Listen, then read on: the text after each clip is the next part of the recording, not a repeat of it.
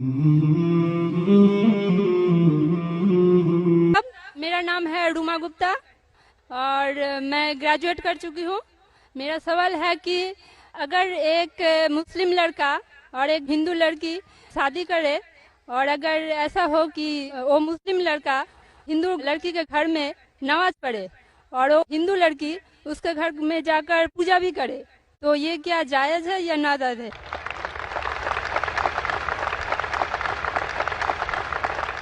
بہن کا اچھا سوال ہے کہ اگر ایک مسلمان لڑکا ہندو لڑکی سے شادی کرتا ہے تو کیا وہ مسلمان لڑکا ہندو کے گھر میں جا کے نماز پڑھ سکتا ہے، اور کیا وہ لڑکی مسلمان کے گھر میں پوجا کر سکتی کہ نہیں؟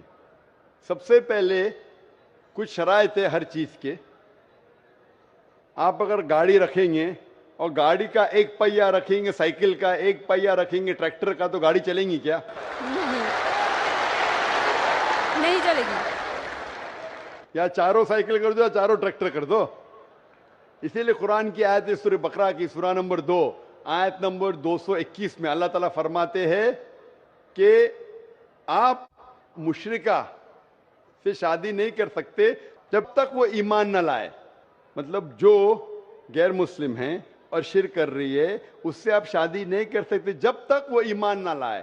اور ایک ایمان لانے والی عورت چاہے کتنی بھی بدصورت ہو وہ ایک مشرکہ سے بہتر ہے. اور آگے آیت کہتی ہے کہ لڑکیاں مشرک لڑکے سے شادی نہیں کر سکتی جب تک وہ ایمان نہ لائے.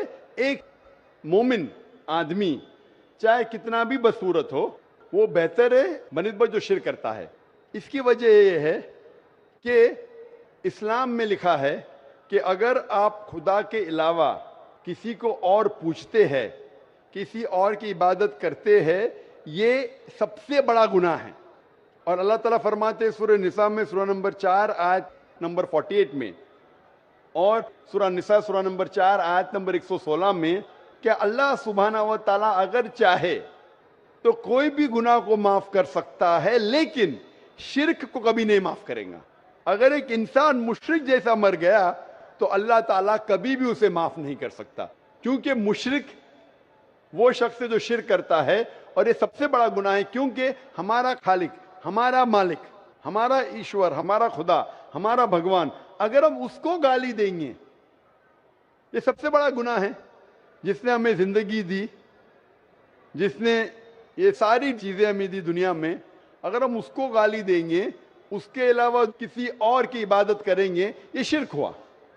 تو اسی لیے اسلام میں اجازت نہیں ہے کہ ایک مسلم لڑکا یا لڑکی کوئی مشرک لڑکا یا لڑکی سے شادی کرے، یہ اجازت نہیں ہے. جہاں تک کہ سوال ہے کہ ایک عام مسلمان ہندو گھر میں نماز پڑھ سکتا ہے، اگر اس کے سامنے کوئی مورتی نہیں ہے تو وہ نماز کہاں بھی پڑھ سکتا ہے اگر جگہ صاف ہے. ہمارے رسول محمد صلی اللہ علیہ وسلم فرماتے کہ ساری دنیا، ساری دھرتی مومن کے لیے مسجد ہے. یعنی ساری دنیا آپ کہاں بھی نماز پڑھ سکتے، دیکھنا چاہیے کہ صاف ہے، آپ نماز پڑھ سکتے.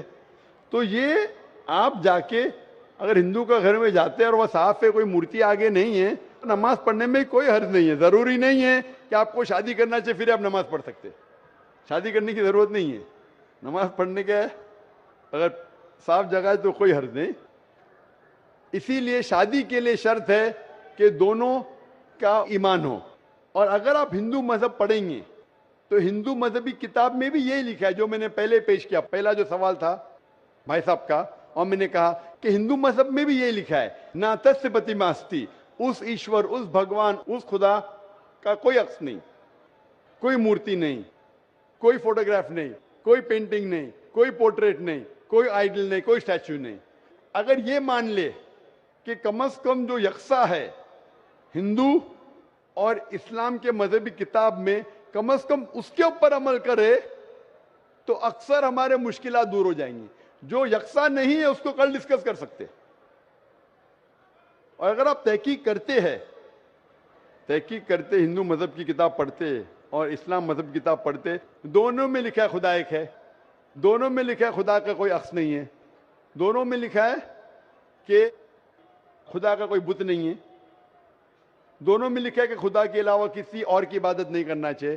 دونوں میں لکھا ہے کہ آخری پیغمبر محمد صلی اللہ علیہ وسلم میں دونوں میں لکھا ہے کہ شراب نہیں پینا چاہیے. میں حوالے دے سکتا ہوں اور میں تقریر ایک دیا ہوں, similarities between Islam and Hinduism, اسلام اور ہندوازم میں یکسانیت دونوں کتاب میں. آپ اگر پڑھیں گے قرآن مجید میں سورہ مائدہ سورہ 5 آیت نمبر 90 میں لکھا ہے کہ شراب پینا حرام ہے. اب Manusmriti chapter number 9 verse number 225 پڑھیں گے, اس میں لکھا ہے کہ شراب پینا حرام ہے.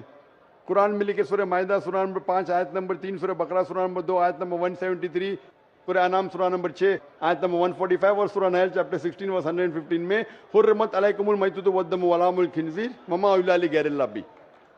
کیا آپ کے لیے حرام ہے مرا ہوا گوشت, خون, سور کا گوشت اور وہ کھانا جس کے اوپر اللہ کے علاوہ کسی اور کا نام لیا گیا ہے. آپ اگر ہندو مذہبی کتاب پڑھیں گے اس میں بھی لکھا ہے کیا سور کا گوشت کھانا حرام ہے. اگر آپ تحقیق کریں گے کافی یکسانیت ہے.